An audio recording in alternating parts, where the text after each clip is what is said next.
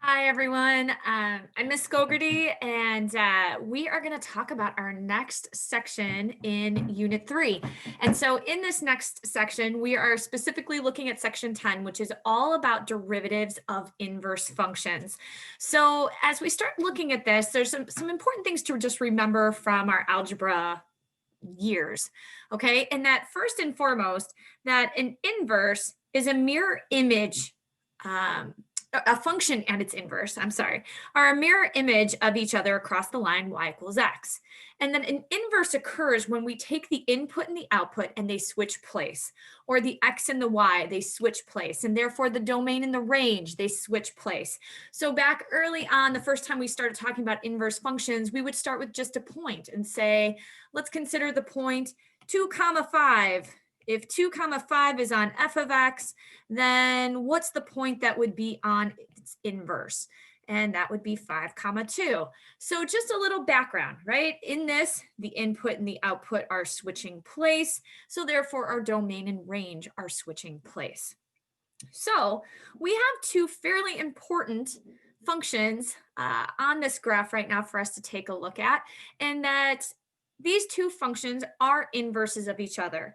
If we went and drew in our line y equals x, and if I was able to do this with some accuracy, basically we should be able to fold the screen theoretically on that green highlight right now, and the two functions should end up right on top of each other. And this is actually how we introduced logs back when. And so we can find a point here is at 0, 1, and its inverse is 1, 0. And we could find all different types of points. If I looked at this one, if I knew the exact point, well, I should be able to find somewhere over in here. I don't know, what was that, like maybe a 1.5 and a 4.25. Well, then if I had a 4.25 and a 1.5-ish or something, we should be around there. Okay.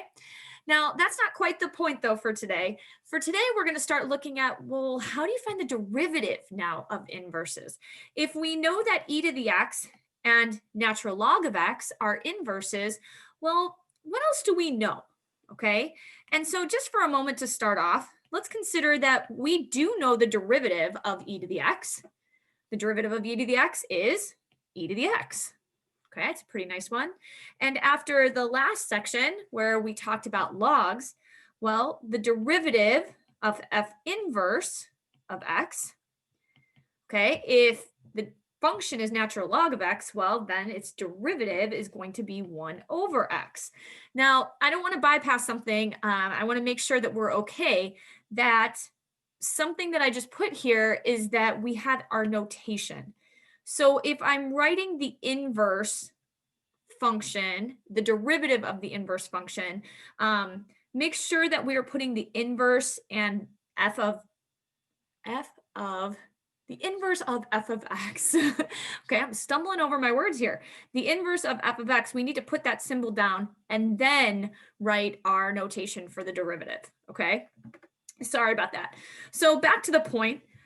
We want to evaluate these derivatives specifically. So if we come down and see like what's happening at f prime of 2, what's happening at f inverse prime. So let's examine this. If I'm looking at f prime of 2, what is this meaning? Okay, saying look at the derivative of f of x. And by the way, the derivative of f of x is e to the x. Well, let's evaluate that at 2. Well, we get e squared. Okay. Well, let's also look closely at what happens when we have f inverse prime of e squared. Now, I'm just putting these out there right at the moment of let's try to plug in 2 here and let's plug in e squared. What happens? Okay. Well, just to make sure that we're aware, keep in mind f inverse prime of x means that we have 1 over x. I'm asking you to evaluate that at e squared, which is where this is coming from. Now, I just found out in the previous problem, right, that e squared is approximately 7.389. Well, if we look closely at these, something interesting is happening. These are reciprocals of each other. Okay. Well, let's go a little bit further with it for the moment. Okay. I'm going to just move on, but we're going to come back. Okay. I want to skip over this table and I want us to take a look at what is labeled as example 4. Okay. So the first thing that it's asking us to do in example 4 is it's asking us, what is the slope of y equals 4x plus 1? Okay, well, we're all through algebra 1, so I think we should be able to say that it's a 4. And even if we graph this line, okay, which it's asking us to do, we should, without too much trouble, be able to plot the points. And my original function then of 4x plus 1 is doing something like this, okay? I'm not liking that line. I'm going to try this again. Let's see if I can get a little bit more accurate. See, yeah, that one's better. Okay, so I've graphed the line. I've given the slope of the line. And now it's asking me to graph the inverse. Well, okay, so how do we graph the inverse? I'm going to take the ordered pairs and I'm going to switch the x and y. So if this lovely point right here is at 0, 1, then I'm going to plot the point 1, 0. Okay, so that gives us right there. And if this point here is at 1, 5, then I'm going to plot the point 5, 1. And then lastly, I had this point, which was at -1, -3. So -1, -3 is going to turn into -3, -1. So this purple graph, this purple line, is representing now my inverse function. Okay, what's the slope of that inverse function? If you take a close look at it, what's the rise over run? What's the rate of change? And I'm hoping that you can all get to, that's 1/4. Okay, so just to make things clear, this was the original function, and then the purple one was the inverse function. Now we know enough after all that we've been through talking about slope, okay, slope, that's really the same thing as asking you, what's the derivative, right? If I'm looking at the slope of a function that's a line, that's a linear function, then what we're looking at right now is that 4 is the derivative of f of x, and that 1/4 is the derivative of f inverse x.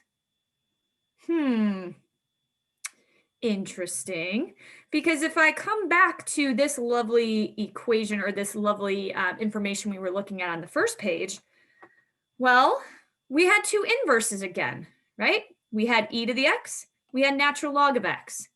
And when we looked at their derivatives, otherwise known as the slope, the instantaneous rate of change, okay, slope of the tangent line, well, when we evaluated it at certain points, the derivatives ended up being reciprocals of each other. Okay, so let's just kind of look a little closer for a moment. If I were to look at this f prime of 2, well, can we say that when we plug in 2 into the function e to the x, don't we get out e squared? So at 2, this point, wherever it may be, right? Actually, it's probably, oh, I'm sorry, that's not 2. 2 is going to be way off the graph. 2 is following along here somewhere. So 2 e squared is somewhere up here. What's its inverse point? Well, its inverse point is going to be e squared comma 2, which means at some point that's over here. Take a look for a moment of what were the inputs that I was asking you to put in down here. In the original derivative, I asked you to put in 2, but in the inverse derivative, I asked you to put in e squared. These 2 points are inverses of each other, and what happened? Their derivatives were reciprocals. Okay, so going back to here to make sure that we're seeing this. All right, well, they're giving us a new point. 2, 9 is some point, I don't know, super up here somewhere.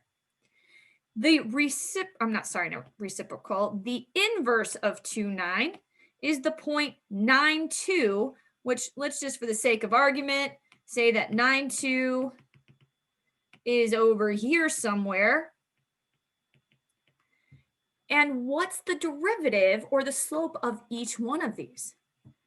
Well, the slope of the first one here was 4. The slope of this one is 1/4. Okay? There's definitely a relationship going on, and we want to explore this. So let's come back to this table for a moment. Okay? What is this table telling us? Well, think of X as any input. We don't have to call it X and Y. Okay? So actually, I want to write that. This is your input. This is your output. So if you have an original function, your normal function, you input A, you get out B. So what is that actually giving you? The ordered pair AB, right? Well, the derivative evaluated at that input is going to be, we're calling it M, okay? M is the rate of change for the function f of x, the instantaneous rate of change for the function f of x. Well, what the second part is saying is that if we have the inverse of the function and we're specifically looking at the point that is the inverse of the original function, well, the derivative at that input is just the reciprocal. Okay? So let's back it up for a moment and let's come back to this problem. I'm going to make a little bit of space because I want to make a table. Okay? What's going on here? Let's see it in action. Okay? And you don't have to make a full-blown table. I'm just kind of doing that at the moment. So if I have my function f of x and I have my inverse function, okay, I'm going to have my input, my output, and then my derivative, or dy dx, whatever you want to call it, okay? So what's going on here is, think about in this problem when we plugged into the original function. So I'm putting 2 right back into here. When you plug in 2, you get out e squared, okay? Well, what was the derivative at 2? Well, the derivative at 2 was roughly 7.389 or e squared, right? Because the derivative of e to the x is e to the x. So if I put 2 into this equation, into the derivative, I get out e squared or 7.389, okay? Now, keep going with this. If these are truly inverses, then that means when we plug in e squared into the inverse function, okay, well, what do you get out? Here's my inverse function, right? So what I'm asking you right now is, what is the natural log of e squared? So if you plug in e squared in for x, don't you get out 2? Okay, this is a good thing because we're seeing these are inverses. The input of 2 became the output of the inverse, and the output of the original function was the input of the inverse. Okay, but what happened to the derivative? That's the bigger part. If we take e squared and plug it into the derivative, look what we got out. We get out 1 over e squared, which is exactly what I'm showing you over here. This is 1 over 7.389. So what's the relationship between a function's derivative and its inverse function's derivative? Well, they are reciprocals of each other. Okay, now I'm just circling reciprocals. It's not, I didn't write the derivative in there, but we basically, well, I'm saying it here, the slopes, that we want to make sure that we can find these efficiently. You don't want to have to always find the inverse function. And this nice little chart is going to help us keep that straight and organized. Okay, so let's kind of come back down to example 4 and make sure that we're filling that in so that we can move on and get into some more examples. Okay, so if I kind of come back and look at this y equals 4x plus 1, and then I looked at its inverse, well, their derivatives are going to be reciprocals of each other. And this one's a little bit easier to see because they were linear, right? So what's actually happening in here? When I read this, the slope of the line at 2, 9 on the original function is what compared to the slope of the inverse? The reciprocal. Okay. And the difference is that the slope of the inverse is calculated using the point what instead of 2, 9. So when we're calculating the slope of the inverse, what point are we using? And hopefully you're saying it's the inverse point. Okay. So moving on with this, we're going to start seeing the notation written a little bit differently. And I don't want that to mess with you. In this new or additional way of writing this, this is still just meaning what is the derivative of the function at the point A. Now, why it's important to see this is because on the very next screen, or if you flip the page of your notes, you're going to see some notation that starts looking crazy. But once again, this is the derivative of the function with respect to x at the point A. Okay. So moving on, we're going to keep using this as our idea of how then do we evaluate the inverse function. So if we want to find the derivative of the inverse function at a point PQ, well, you don't have to actually find the function's inverse.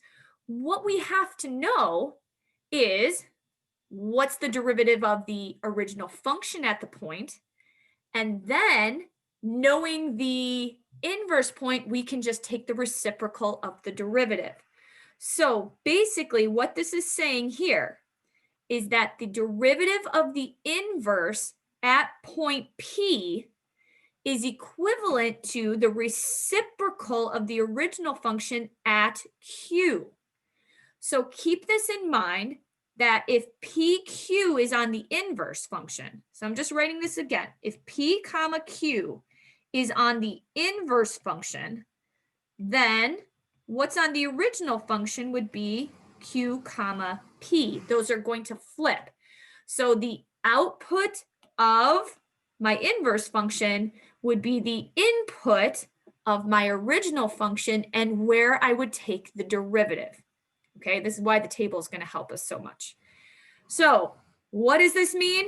In other words, if f and g are inverses, then the derivatives of the inverse points are reciprocals. Okay, now I want to underline the inverse points. You can't just take any point that you want. The points themselves have to be inverses. All right, so let's try this out. Let's do a few together and see if you can do the last one on your own. Okay, so example 5.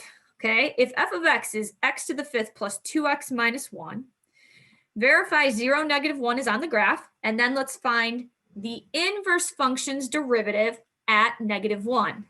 Okay, so let's verify 0, negative 1's on the graph first. That's a super easy thing to do. I just need to know what is f of 0. Let me plug 0 in. You get what? 0 to the 5th plus 2 times 0 minus 1. There's your negative 1. So check. 0, negative 1 is on the original function. So if 0, negative 1 is on the original function, then negative 1 comma 0 would be on the inverse function. So I'm going to start filling out my nice little handy dandy table over here of what do I know so far.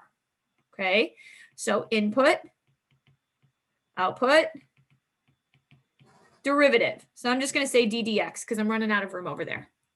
So I know on the original function, I have an input of 0 and output of negative 1. Okay, which would also mean then I know the input output on my inverse function. My input would be a negative 1, my output would be a 0 because they are inverses. Okay, so let's track down what else can I find. Ultimately, what I'm after is this. I want the derivative of the inverse function, but I do not I do not want to calculate the inverse of this equation. That would be more work than we need to. So my question is, can you find the derivative of f of x at the point 0? I sure hope we could. We've been doing that a lot lately. So can I find f prime of x? And then can I evaluate that at 0? Well, f prime of x is going to be 5x to the 4th plus 2. I just used the lovely power rule on that. And now if I evaluate that at 0, 5 times 0 to the 4th plus 2 is 2. So here you go. We just found that the derivative of the function at 0 is 2.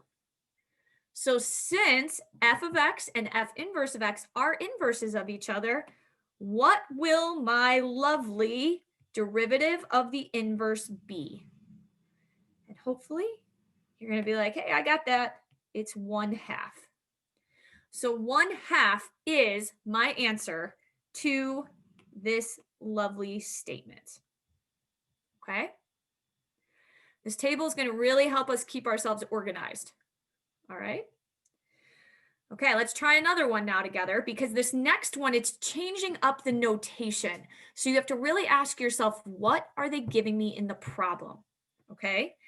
Now, from the very beginning, the fact that I'm seeing that the question is an inverse problem, honestly, I'm going to start drawing my table right away. Okay, that's the thought that goes through my mind. All right, the table helps me stay organized. So right from the beginning, since I know it's an inverse problem, I have f of x, I have f of inverse x.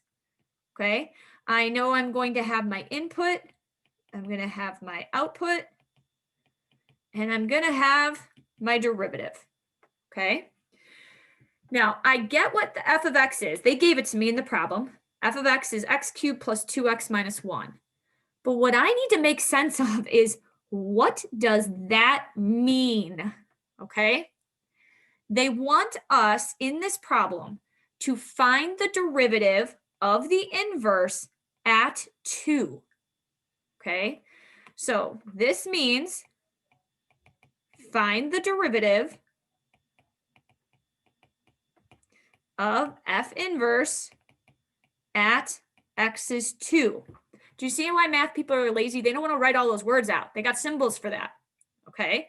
So the information that has been given to me that I can start filling out is, I know that the input for f inverse is 2. Okay. So that can help me figure out that the output of f of x has to be 2. Okay. Well, that hasn't gotten me my derivative yet, but it has given me information for this. I'm not ready to take the derivative of f of x. I need to figure out the input, because if I don't know the input, then I can't find the derivative at that value. Okay? So what just happened is that the problem gave me the information that 2 is equal to x cubed plus 2x minus 1. We need to find x, and welcome back to pre-calculus. Okay? So in pre-calc, you had to solve equations like this. Now, if you honestly stop and think about it for a minute, this problem is not too complex. You might actually be able to figure out what x is, okay, without doing any math beyond just analyzing in number sense, okay? But for those of us who are like, yeah, no, I don't have it. Well, let's do some math then. Let's subtract 2 from both sides, okay? And 0 is x cubed plus 2x minus 1, okay? Now, at this point, I would always try to factor. I mean, we have a polynomial of degree 3 here. I would try to factor. It's not going to factor, and see what I could come up with. And honestly, the fastest thing that we could come up with is just use our calculator. So if you don't have a calculator handy right now, go grab one, or open up a tab on Desmos and basically graph this and find out, where does it equal 0? Well, where it equals 0 is known as find the zeros or find the x-intercept, okay? So I'm going to open up Desmos really quick, and I'm going to type in this equation, and basically we have y equals, Now don't get tripped up by typing y. I need to know where it equals 0 in the end. So y equals, what do we got? X to the third, and then plus 2x minus 1. Okay, so here is my graph. Okay, I need to know, where does it equal 0? Okay, well, oh, I'm sorry, I put in the original. So minus 2x minus 1. So I think I just did some math wrong. I think that should be a minus 3, actually. It should. I'll fix it on the other page. I apologize for that. When you subtract 2 over -1 minus 2, some of you should have been yelling at me through the lovely video. Hopefully you caught that and you were like, where's she going with this? Okay, regardless, if I look at this, my answer is 1. At x equals 1, we end up with a 0. So let's go back and fix my mistake over here. -1 minus 2, if you're not sure where I made the mistake, it's right here. This was a minus 3, okay? And the answer to that off of our calculator is x is 1, okay? So why is that so important? Because we just found out this input. So my lovely x equals 1 is telling me what my input will be for the derivative. So I'm now looking at this saying, okay, well, I need to ultimately find this value here. Well, I don't want to find the inverse function. So can I first find the derivative at x is 1 of f of x? And sure can. The derivative of f of x is going to be f prime of x is 3x squared plus 2. And so let's evaluate that at 1. I'm going to have 3 times 1 squared plus 2, or 5. Sweet, just found out my derivative here is 5. So what is the derivative of the inverse? And that will be 1/5. 1/5 is the answer to my problem, and I never had to find the inverse of f of x. I didn't have to find the actual function that was the inverse. Okay? So ladies and gentlemen, I want you to pause the video. I want you to attempt now example 7 on your own. Try this problem out, see if you can get it. And when you hit play again, the answers are going to be here. So please make sure that you're trying it before you continue.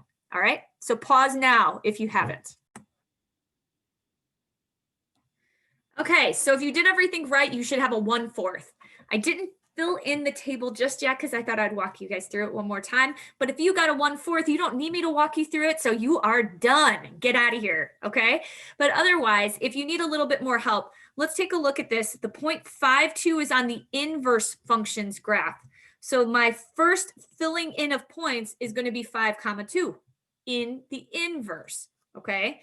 Oops. And I just realized I filled that in wrong. This is the inverse, not the derivative. Okay. So that would also mean then I can get this value, okay? On the original function, the ordered pair 2, 5 had to have existed. So I don't want to find the inverse of x squared plus 1, and I don't need to, because in order to actually get this answer, all I need to first find out is the derivative of the function at 2. So all this work over here is to find the derivative of f of x at 2. So I did all that work, found out that the derivative was 4. So therefore, the derivative of the inverse function is a 1/4. All right. So ladies and gentlemen, all of my friends, peoples, I hope that that helped you out and that building that table is making a little bit more sense as we go along. So please make sure that you watch the next video before trying your homework. But I hope you all have a great day and let us know if you need help. Okay, bye.